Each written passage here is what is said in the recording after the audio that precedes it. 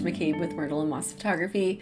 Today I'm going to be editing a beautiful blue hour session with you and show you exactly how I edit and how I use my Evoke presets. So thank you so much for tuning in. If you like what you see, please feel free to subscribe and smash that like button. Okay, so here we are. Here's a raw file. This image was taken on a Canon 5D Mark IV. It was probably about 20 or 25 minutes after the sun went down and it started to get that nice blue tone. This being said, we are going to edit it very warm. If you are familiar with my work, I do tend to edit my images quite warm. So we're going to, and obviously because it is quite dark, we do have a lot of grain we're dealing with. So I will show you how I edit and kind of recover some of that detail and make my images a little bit less grainy for photos like this. So my settings here, so I was using my 85mm f1.2 lens. It's one of my favorite lenses. My other favorite lens is the Canon 35mm f1.4L. I now shoot with an R5, which I absolutely love. I am a Canon ambassador, so I always like pumping Canon products. But yeah, so this photo was taken with my Mark IV. Here we go. My ISO is quite high, 3200, f1.6, and then I shot at 1/200th of a second. I wasn't shooting on a tripod. I can't really shoot anything lower than 200 because I move around so much. I do not have a steady hand, so that's about as low as I would want to go without pulling out a tripod. So here we go. I'm going to go ahead and edit with Evoke, which is the preset that I use for all of my work. And it works for everything. So I'm going to show you guys how to use it. So it comes with the base preset and then a bunch of toolkit presets underneath, which do global edits to the whole image.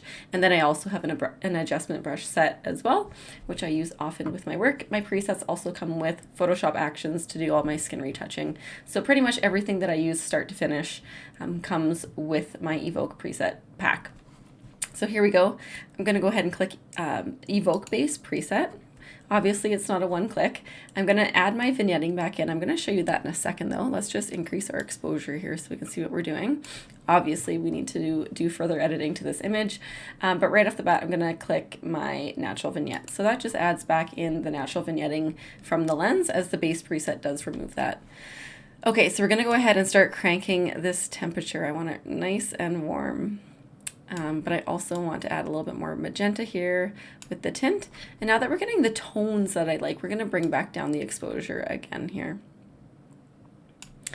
And I'm going to actually, one thing that I've been really loving using is dehaze. Even if my image isn't hazy, I find that dehaze just gives a really nice added contrast and increases the saturation without the images going too vibrant, which I find. So I kind of use dehaze like I would contrast.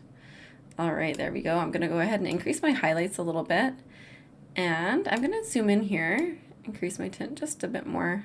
Actually, let's go a little bit more on the magenta side. There we go. Here's the before and after so far that we're working with. Okay, so we're going to zoom in. You can see that it's actually quite grainy. Control plus to zoom in. And I'm going to also do just some photoshopping after just to smooth things out and maybe just adjust her top there so it's not so open. But I'm just going to go, let's just go right here so we can really see what we're working with. I'm going to go and click my low light noise reduction. I'm going to zoom in a bit more so you can see there once again. There we go, low light noise reduction. I hope it comes across in the screen recording. We might even need to do a little bit of further noise reduction. Actually, no, that's pretty good. I find if you add a little bit too much like luminance, it can make your images look almost like a painting, and I don't really want that. I'm okay with the amount of grain that we have going on here. Okay, I'm gonna go and use a adjustment brush here. So if you've updated your Lightroom, the brushes and gradient filters are, they look a little different now. There's a few more clicks, which I don't like, but I do find that their new AI with masking is incredible. So if you haven't tried that, maybe I will do another video on that. So I'm going to go and click brush. I'm going to make this nice and big. I hope that, I'm not too sure if my brush size shows up on this screen recording. I hope it does. And I'm going to, now when you want to find your custom brushes, you just click it under effect here. And my brush that I want to use is called Lighten Up. So I'm just going to brush on on the parts that I want here and her face. I'm going to kind of layer these up. I'm going to do that one more time. And I got to create a new mask. And I'm just going to brush it on here and her hand a little bit. And then we're going to go down. Oops. I'm going to increase exposure. And you can see that her chest is quite a bit more pale than her stomach just because of the light coming onto it, the quality of the light coming onto it. So let's go ahead and warm that up a little bit. And I'll probably need to make a second or a third brush just for her face. Actually, I don't want that too bright. Let's keep it kind of moody. There we go. So I'm really pumping that temperature. Let's increase the tint as well, just a bit. Okay, let's zoom out here. I don't want to add too much masking or brushing onto her face, as I think that it looks a little bit mysterious being in shadow. And sometimes once you start adding a bit too much brushing on highlights, it can start to look kind of mottled or muddled colors, and I don't really like that. So we might actually just keep it like that, to be honest. Maybe we'll go ahead and just warm up her leg a little bit there. So brush. So I don't do this much work to all of my photos. I just happen to really like this photo, and I want to make it look as best as I possibly can. So I'm going to increase the temperature here. Oh, that made a big difference.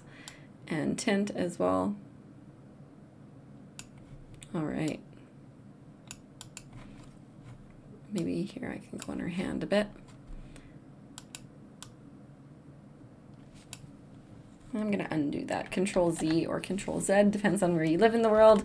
Yeah, I think that's good. Let's just see the side by side now. There we go. Perfect. So I'm going to go ahead and export this, and I'll show you what I would do in Photoshop to finish off this photo. All right, so here we are in Photoshop. Whenever I'm doing substantial Photoshopping, I always like to work on a duplicated layer. So I just right click and select duplicate, but there is also shortcuts. They're worthwhile to get to know some of the controls that you use often in Photoshop, but it's always easy to just right click as well. Okay, so to start, I'm just working on my duplicated layer here. I'm gonna go ahead and open up into, Liquify. Here's where I'm going to be touching up her shoulders and the garment a little bit. So just zooming in, Control plus to zoom in. And one thing I learned way too far in my career is that if you hold spacebar, you can move around your image without having to use your scroll bars here. So comment below if I just taught you something. Okay, so here I like to just call it the pusher tool, but it's the forward warp tool it's called. So I'm just going to start bringing in this top a little bit here, just so it's not falling open. I do find that when you work with a bigger brush, you have less damage to the pixels, less stretching of the pixels. Like if I wanted to do use a very big brush to, let's just say, not that we would, but I'm gonna make her tummy bigger, I would use a much bigger brush and then use the forward warp tool versus a small one. We're obviously not gonna do that.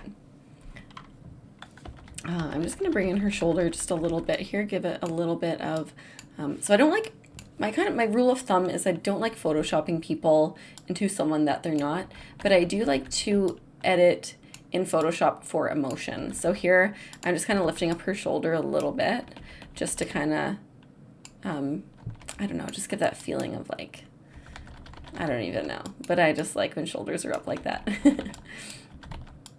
There we go. We fixed her top a little bit. The highlights are kind of showing up weird colored, like bright red because of the lantern, so we're not going to mess too much with that. She does have a tattoo here on her shoulder that almost looks like a bra or like a garment underneath the dress. I might leave it, I might take it off, we'll see. Not that I don't like her tattoos, but so just with her hair, I'm just kind of rounding out her curl there just a little bit. So when you're shooting your clients in like something like tall grass, it does make photoshopping tricky if you have modifications that you want to do to it. So just be always very aware when you are doing modifications that it doesn't look like you're doing anything. It's not noticeable. I always like to think, what would photographers think if they noticed my bad liquifying jobs, right? So, okay. And then I did notice here on her undies, I'm just going to bring them down a little bit here. Gotta watch that logo so that I'm not distorting it. That's a telltale sign of photoshopping, is if you start messing up logos. And okay, so one day I should get a Wacom tablet or edit with a stylus. I use my mouse and keyboard. It's just a comfort zone for me. I feel like so many photographers buy styluses and then they just never use them. So if you are a stylus user, or if you're a keyboard and mouse person like myself, comment below so we can connect.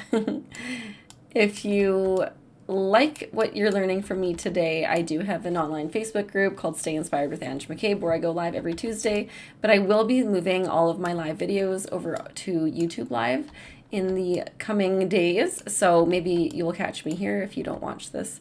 If you're watching this and it's been uploaded for a while, maybe I'm already doing the whole YouTube Live thing. So, okay, so I'm just kind of messing with the dress there just a little bit. Okay, let's see. Is there anything else that I want to do? I think that looks good to me. Okay, just gotta move my head there. Click OK. So here we're just gonna look at the before and after really quickly. There, those shoulders made a really big difference actually. Just kind of brought them up a little bit, fixed that dress, fixed her undies a little bit. Perfect. And I don't think that there's anything else I'd really do to it. I'm gonna go ahead and just leave that tattoo there because I like it actually. It's, I believe it's a skull. All right, there we have it. I don't have the original file to compare it to at this exact moment, but I will be uploading a lot more of these editing videos, so you don't have to watch me for 2 hours. My live videos are usually very long, but I'm going to start editing just single photos here and there because I've got good feedback from my Facebook group on that. So there we have it. Thank you so much for tuning in. Please feel free to hit that subscribe button if you like what you see, and I'll definitely be doing a lot more of these videos in the future. Take care, my friends.